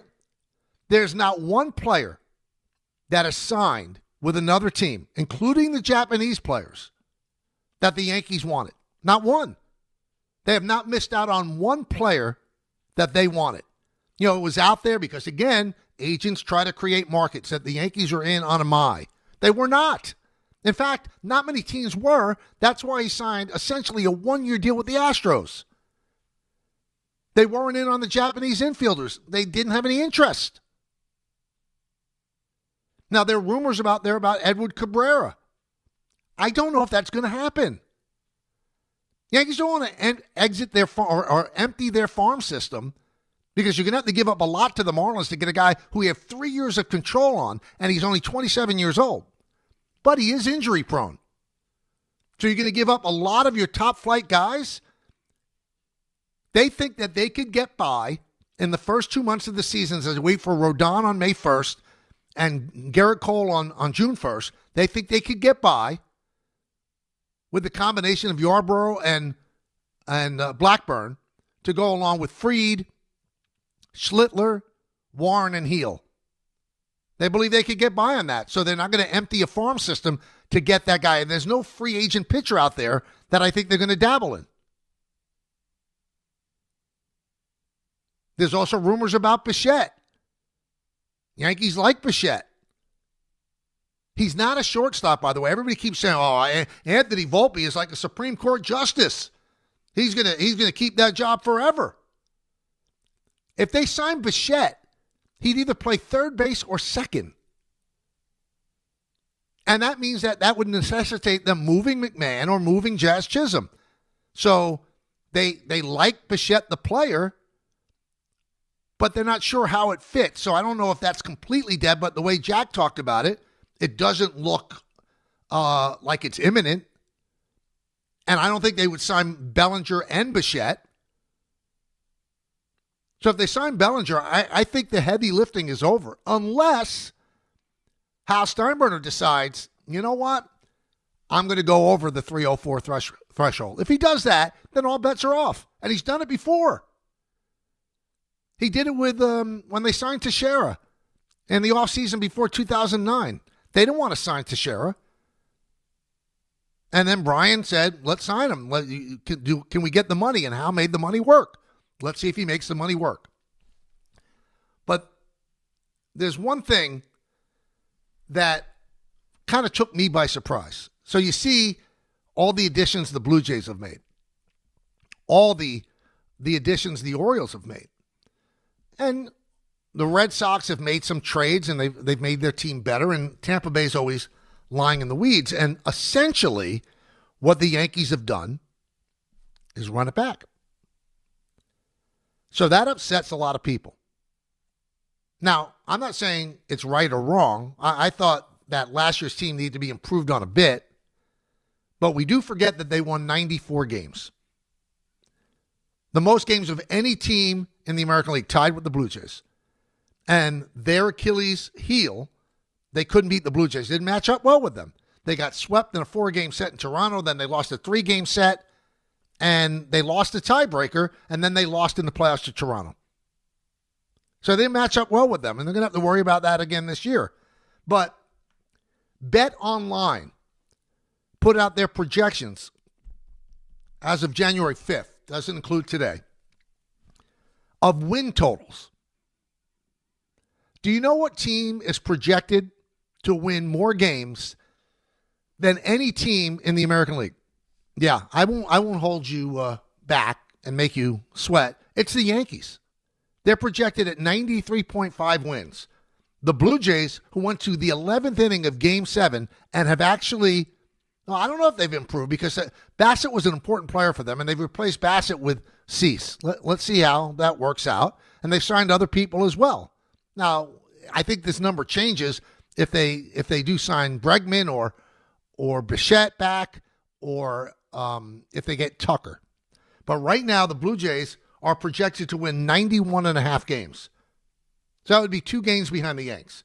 Red Sox 87, Orioles 84, and the Tampa Bay Rays 78. So with all the crying and all the angst, and I'm not knocking that, but I do say let's see how it ends. And we have a talk show 2 hours a day, and we have to comment on things in real time. But for fans, both the Yankees and the Met fans, to be so angry about the way their team is built on January 6th, when their team's not built yet. 20 of the top 50 free agents, it's January 6th, have not been signed by anybody. Bichette, not signed.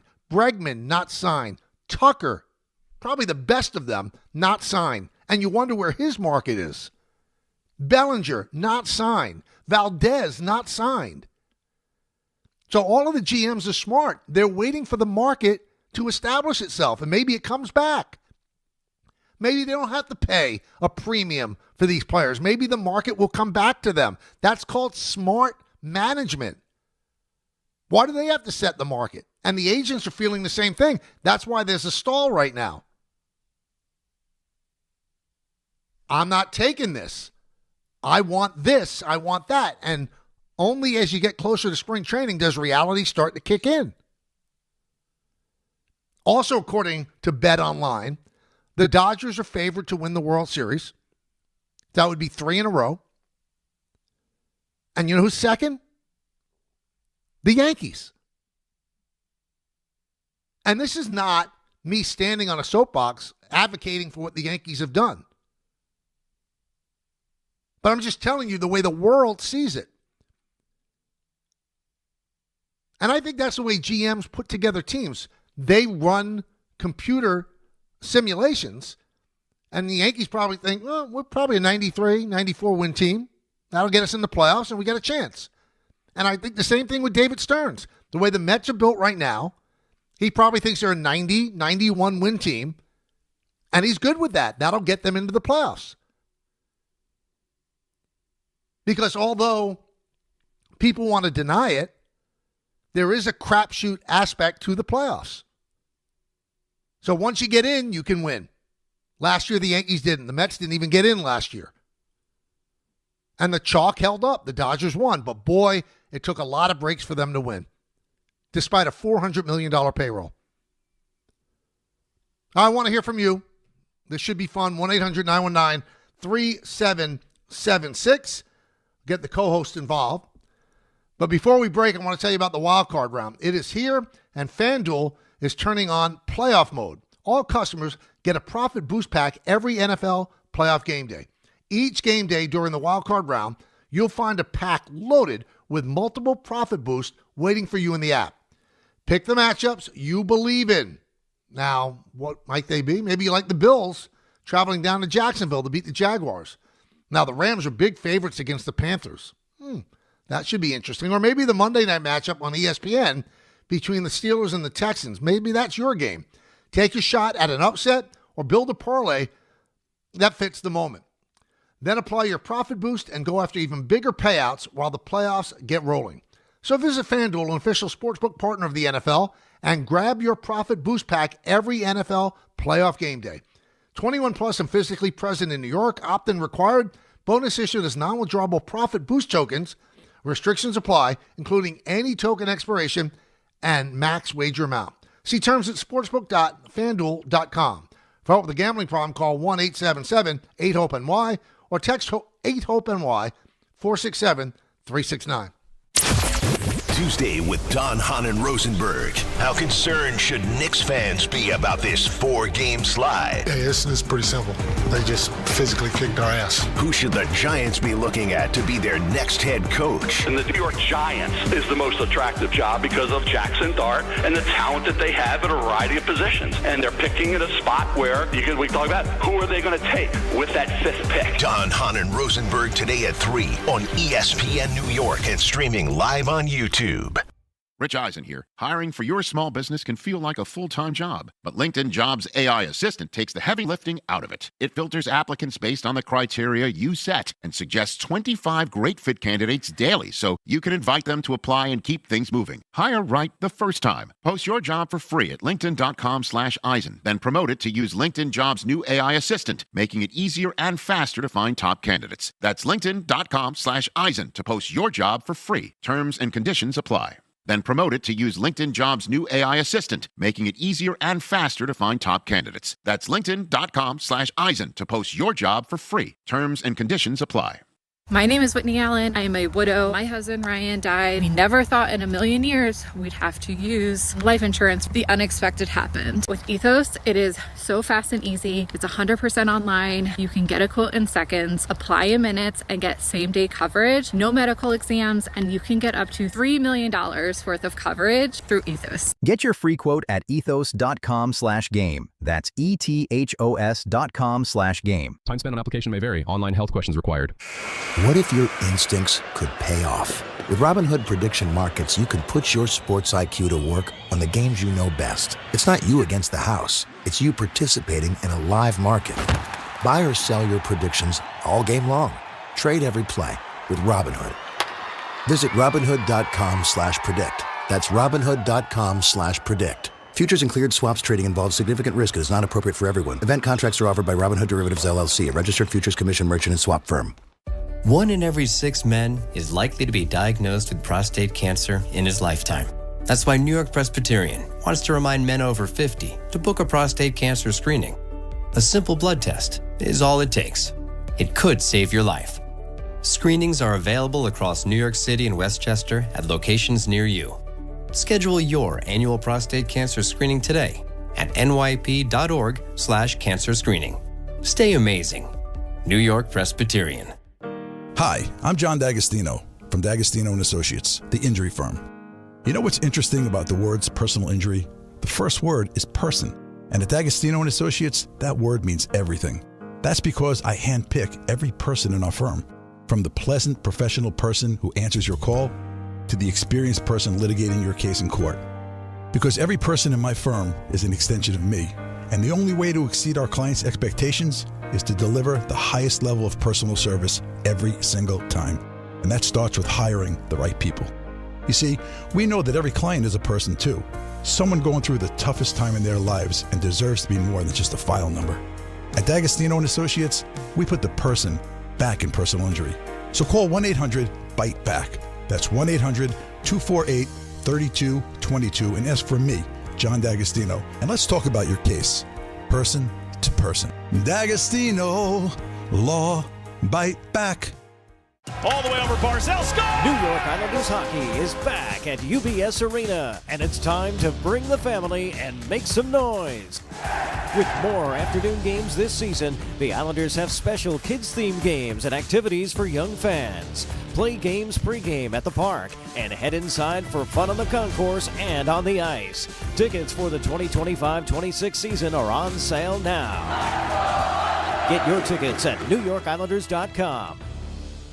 Rich Eisen here. Hiring for your small business can feel like a full-time job, but LinkedIn Jobs AI Assistant takes the heavy lifting out of it. It filters applicants based on the criteria you set and suggests 25 great fit candidates daily so you can invite them to apply and keep things moving. Hire right the first time. Post your job for free at linkedin.com/Eisen, then promote it to use LinkedIn Jobs' new AI Assistant, making it easier and faster to find top candidates. That's linkedin.com/Eisen to post your job for free. Terms and conditions apply. Then promote it to use LinkedIn Jobs' new AI Assistant, making it easier and faster to find top candidates. That's linkedin.com/Eisen to post your job for free. Terms and conditions apply.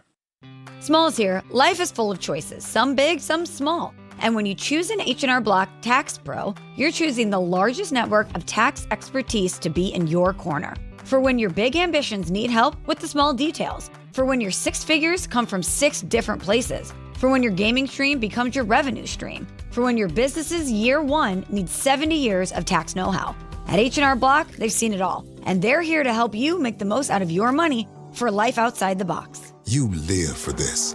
The wins, the losses, the slam dunks, and the buzzer beaters. The dream that this is your team's year. Hope, it's what keeps you coming back. So you represent with anticipation and with pride. Because when everything's on the line, your support means everything. That's why the NBA Store is here to support you. Check out the largest selection of official NBA gear at NBAstore.com. A Fanatics experience.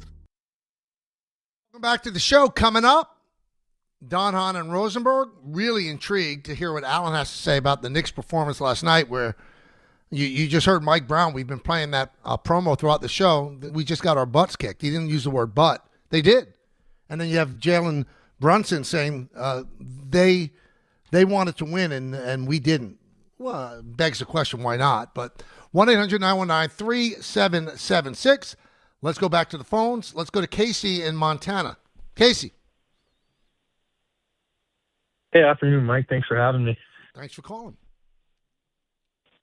Yeah, I wanted to talk about the Yankees. You make a great point about the offseason. We can't judge yet because it's not over yet. But the one thing they have done that they can't take back now is give Trent Grisham that $22 million qualifying offer. Mm-hmm. And I'm afraid that this is going to kind of handcuff them in what they're going to be able to do the rest of the offseason because, we know Hal doesn't really want to spend much more than $300 million, which, by the way, I don't fault him for that at all. I mean, that's a very generous payroll. You should be able to make a great team with that. So I don't know. I've been on the bandwagon, Casey, about Grisham, who I like as a player. He's a really smart guy. I think the Yankees gambled and lost. I was on Joel Sherman and John Heyman's New York Post podcast today, and we talked about this.